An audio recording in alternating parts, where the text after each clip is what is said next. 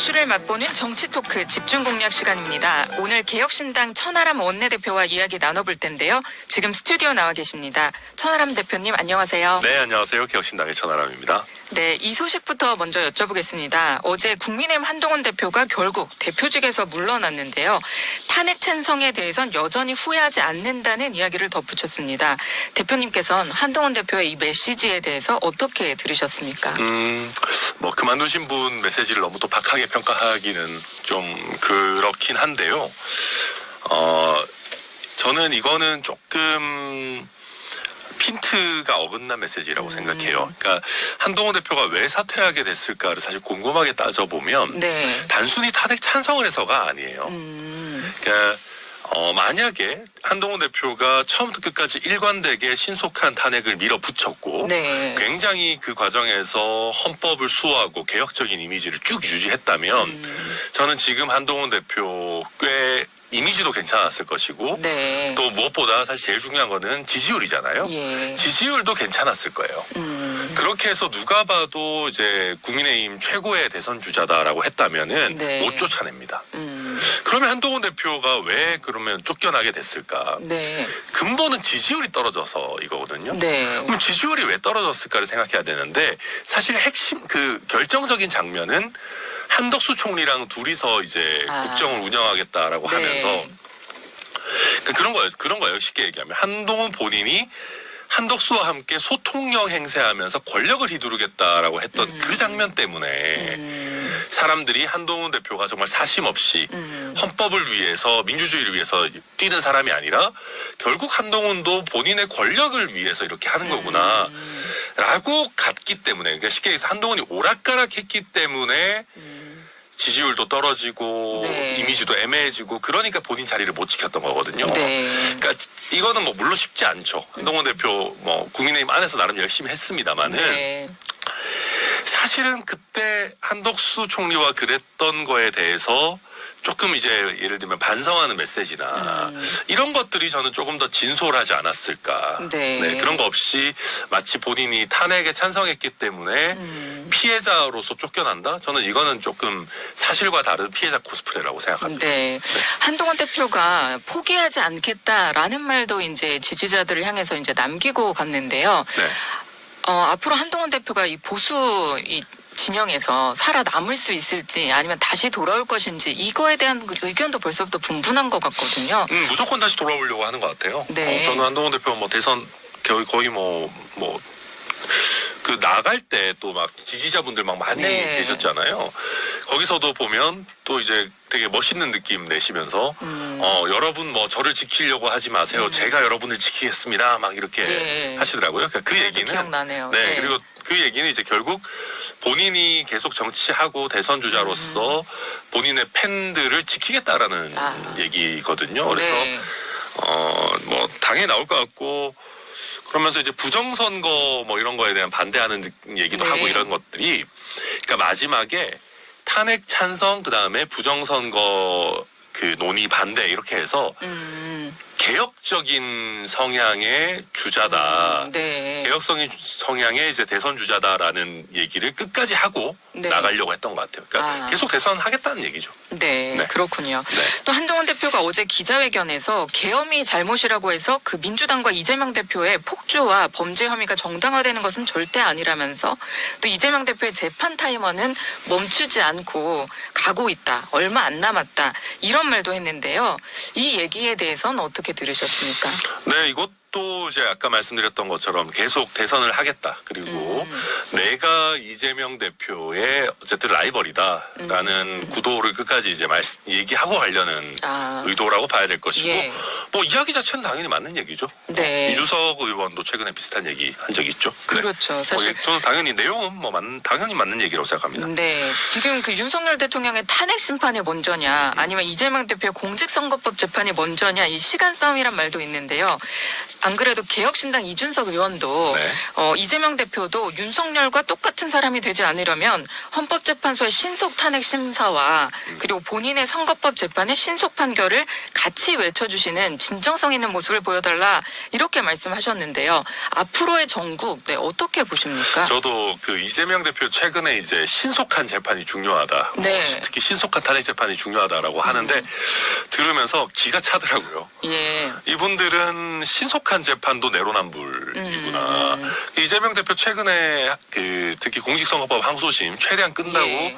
변호인 선임계도 안 내고 맞습니다. 그 다음에 이제 송달도 잘 안 받고 예. 이거 뭐 저도 변호사 출신입니다만은 이거 전형적인 시간 끌기 수법이잖아요. 네. 이재명 대표가 변호인을 선임 못 해가지고 지금 법원에다가 선임계 안 내고 있겠습니까?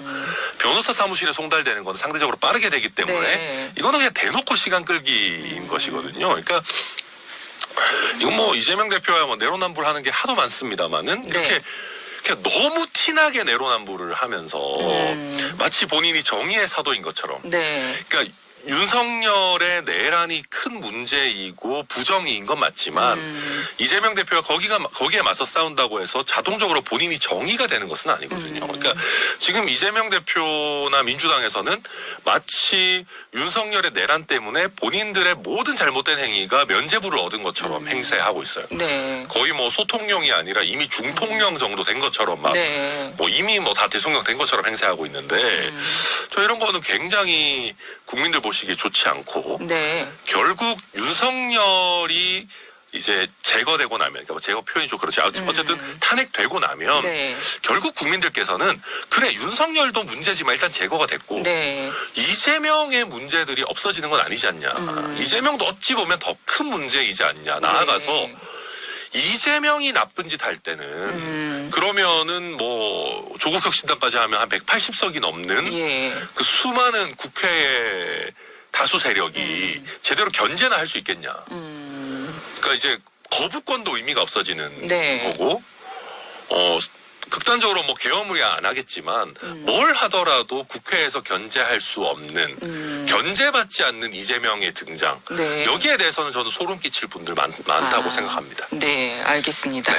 사실 이 정국에서 조기 대선을 생각하지 않을 수가 없는데 이준석 의원도 대선 출마를 진지하게 검토하겠다고 말씀했잖아요. 네. 그런데 갑자기 이에 대해서 한준호 민주당 그 최고위원이 갑자기 이준석 의원을 겨냥해서 이준석 의원의 경거망동이 가관이라고 그런 권력 노름이라 하라고 국민이 윤석열 탄핵을 요구한 게 아니다.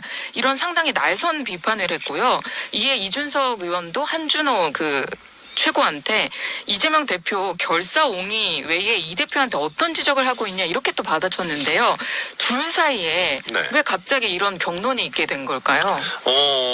우선 이제 이준석 의원은 어찌 보면 되게 솔직한 거죠. 그죠. 보통 정치인들이 이제 막판까지 그냥 약간 할지 말지 약간 네. 간보다가 그냥 짜잔하고 나타나서 검증할 시간을 최대한 줄이고 어영부영 막 대통령 되는 거 이런 거를 많이 꿈꾸잖아요. 네. 근데 이준석 의원은 지금까지 계속 대중의 검증을 받아왔고 또 전국 단위 선거에서나 본인 선거에서나 자기가 성과를 냈던 사람이거든요. 네. 그러니까 당당한 거죠. 나는 국민들의 검증 또 준비 예. 과정 충실하게 거치겠다. 그게 오히려 정도 아니냐라고 네. 가는 것이고 한준호 의원 뭐 이재명 대표 이런 쪽에서는 저는 이거 약간 이것도 전 내로남불이라고 생각해요. 이재명 대표 거의 사실상 지금 무슨 대통령 된 것처럼 막 행세하면서 막 네. 국정 이렇게 해야 된다 막 얘기하고 있고 이미 민주당은 거의 이재명 대표의 집권을 준비하는 기구들 잔뜩 만들어 놓은 거 아닙니까?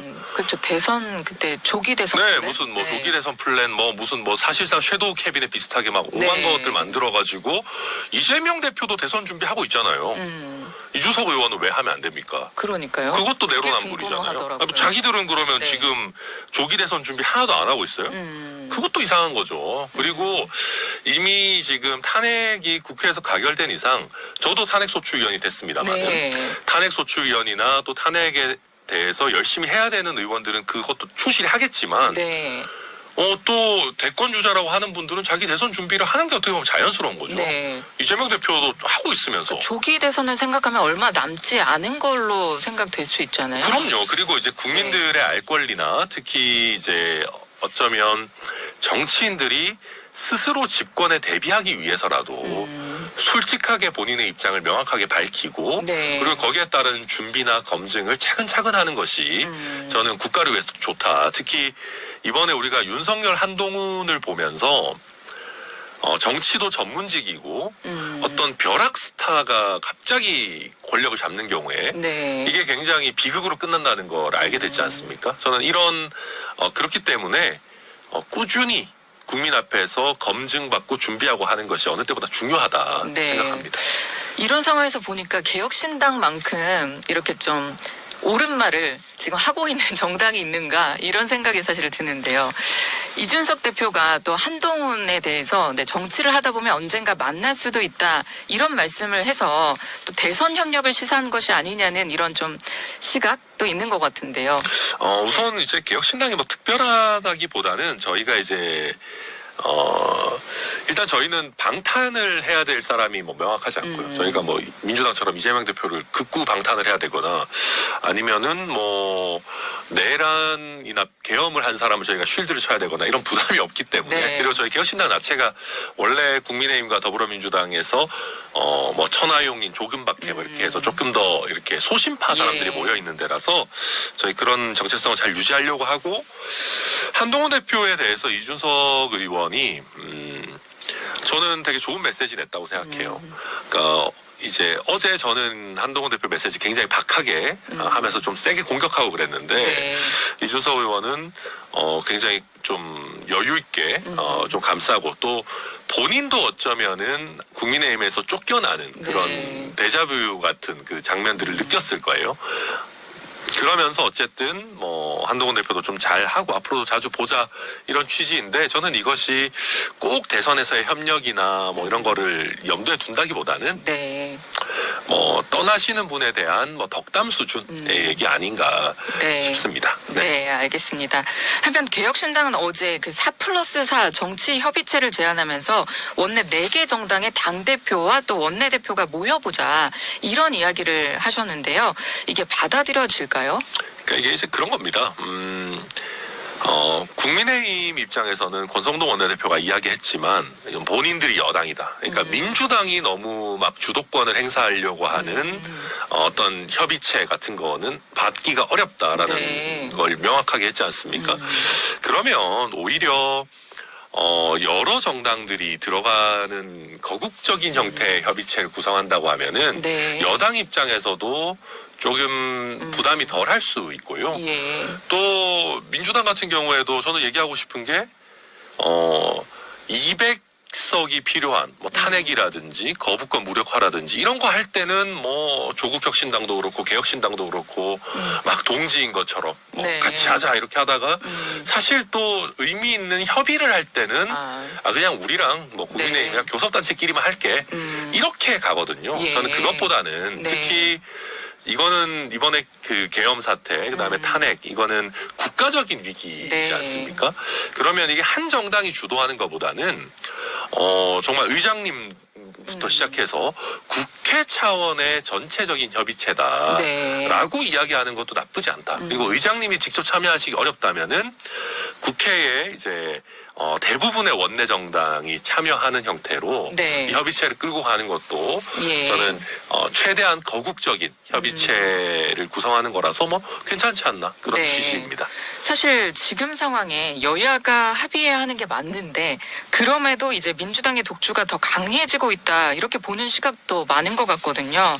민주당 내에서도 벌써 이제 대통령처럼 행동하냐 이런 오만 프레임에 걸릴까봐 이제 우려하고 있다 이런 목소리도 나오고 있는데 이에 대해서 혹시 이렇게 여야 뭐 전국 협의체라든지 안정협의체라든지 이런 부분이 만들어진다면 혹시 그런 민주당의 그 독주나 이런 부분이 조금 가라앉을까요? 아니면 더 독주하게 되지 않을지 이렇게 보는 시선도 있더라고요. 그러니까 이제 그런 겁니다. 만약에 이제 국민의힘과 민주당만 참여하는 협의체를 하게 된다 그러면 상당히 평행선만 달리거나 아니면은 민주당이 많은 의석 탄핵과 또 최근에 이런 탄핵 사태를 가지고 이제 밀어붙이기식의 네. 협의체 운영이 될 수가 있어요. 그래서 이제 저도 약간 어쨌든 조금 중재자 내지는 어떤 이런 그 논의를 그래도 조금 같이 해나갈 네. 수 있도록 하는 주체가 필요한데 네. 그거는 이제 조국 혁신당보다도 저희 개혁신당이 이제 정체성을 가지고 봤을 때나 실제 태도를 가지고 봤을 때도 조금 더 잘 나갈 수 있는 부분 아닐까. 그래서 두 주체가 계속 평행선만 달리고 네. 싸우기만 하는 것보다는 중재자처럼 조금 더 네. 저희가 이제 조금 더 합리적인 대안들을 찾아나가는 역할을 좀 할 수 있지 않나 생각합니다. 네. 또 이재명 대표가 지난 주말에는 일단 한덕수 그 권한대행에 대해서는 탄핵하지 않겠다라고 밝혔다가 어제는 법률안 거부권을 행사하면 탄핵을 추진할 수 있다. 이런 말들을 민주당 인사들이 다 얘기를 하고 있고요. 한덕수 권한대행 같은 경우엔 지금 현재 야당 주도로 이게 국회를 통과한 그 6개 법안이 있잖아요. 뭐 국회 증언법이라든지 국회법이라든지 안곡법 등 그 농업사법. 네. 이 부분에 대해서 지금 현재 거부권을 행사할지 어떻게 할지 그 기로에 서 있는데 한덕수 총리, 네. 권한대행이 어떤 결정을 할 것이라고 보세요? 한덕수 총리는 좀 온건하신 분이니까 아마 야당과 먼저 협의를 하려고 하겠죠. 네. 협의를 하려고 할 텐데 이제 그런 태도가 사실은 대통령한테 필요한 거였는데 뭐 어쨌든 예. 그렇게 하지만 저는 한덕수 총리 입장에서는 협의가 만약에 끝까지 되지 않고 네. 민주당이 국회에 통과된 안을 계속 고수한다 그러면은 저는 거부권 행사 가능성 매우 높다고 생각합니다. 네. 지금 뭐 여러 농림부를 포함한 유관부서에서 예. 이거는 도저히 받을 수 없다. 그리고 오히려 농업을 죽이는 일이다라고 하고 있기 때문에 네. 이거를 수용하기는 어려울 것이고 그리고 저도 뭐 아주 잘은 모르지만 예전에 고건 권한대행이었나요? 맞습니다. 네. 그때도 사실 두건. 그 두 건에 대해서 거부권 행사를 한 전례가 사실 있기 있습니다. 때문에 네. 또 노무현 대통령 때잖아요. 예. 그렇기 때문에 저는 민주당이 만약에 거부권 행사를 이유로 추가적인 권한대행에 대한 탄핵을 한다? 저는 그거는 많은 국민들의 동의를 얻기는 어려울 거다 생각합니다. 예, 알겠습니다. 대통령의 내란 혐의 수사도 지금 진행 중인데 지금 공조수사본부에서도 대통령 출석을 요구하고 있고요. 검찰에서도 요구를 하고 있는 그런 이중으로 출석을 요구하고 있잖아요. 네. 대통령은 어디로 가야 되는 겁니까? 사실 이럴 네. 때 수사기관들이 막 서로 달려들 때 외국의 사례를 보거나 우리나라도 마찬가지지만 결국 신병을 확보한 쪽이 주도권을 가지고 갑니다. 그렇지 않아요? 그렇죠. 신병 확보한 쪽이 그럴 것 당연히 같습니다. 이제 네. 주도적으로 진술을 받을 수 있는 상황이기 때문에 그럴 것 같고요. 그리고 뭐 이건 그냥 제 추측이지만은 네. 대통령, 그러니까 윤석열 입장에서도 다른 수사기관보다는 그래도 검찰을 좀 더 편하게 여기지 않을까. 뭐 굳이 어느 한 곳에 출석을 만약에 자발적으로 한다면 네. 검찰의 가능성이 좀 더 높지 않을까 저는 그렇게 추측하고요. 그게 아니라면은 이제 결국은 신병을 가장 먼저 확보하는 쪽에서 네. 수사를 받게 될 가능성이 크다 네. 생각합니다. 어제가 두 번째 출석 요구였는데 어제는 이제 송달 자체가 사실 안 됐고 첫 번째 요구 때는 아직 대통령에게 그 변호인이 선임되지 않았다라는 이유로 이제 불응을 했다라고 하는데 대표님께서도 이제 변호사신 만큼 네. 어떻게 보면 변호인의 방어권 같은 경우에 이 수사가 네. 첫 번째 출석 이후로 수사가 급물살을 탈 수도 있잖아요. 그럼요. 뭐 긴급 체포도 될 수 있고 그렇죠. 여러 가지 뭐 신병 확보라든지 그러면 이제 변호인이 필요할 것으로도 보이긴 하는데 네. 이 상황에 대해서 상당히 비판이 또 많단 말이에요. 네, 이게 어떻게 이루어져야 될까요? 조만간 이제 뭐 체포한다 이런 얘기도 있더라고요.